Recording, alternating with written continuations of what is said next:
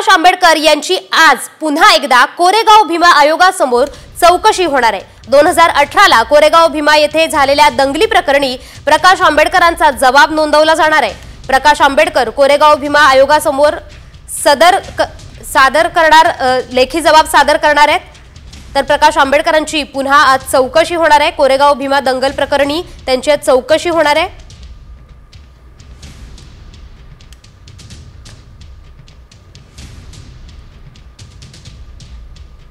प्रकाश आंबेडकर यांची आज पुन्हा एकदा कोरेगाव भीमा आयोगासमोर चौकशी होणार आहे। 2018 ला कोरेगाव भीमा येथे झालेल्या दंगली प्रकरणी प्रकाश आंबेडकरांचा जबाब नोंदवला जाणार आहे। प्रकाश आंबेडकर कोरेगाव भीमा आयोगासमोर लेखी जबाब सादर करणार आहेत। तर प्रकाश आंबेडकरांची पुन्हा आज चौकशी होणार आहे। कोरेगाव भीमा दंगल प्रकरणी त्यांची चौकशी होणार आहे।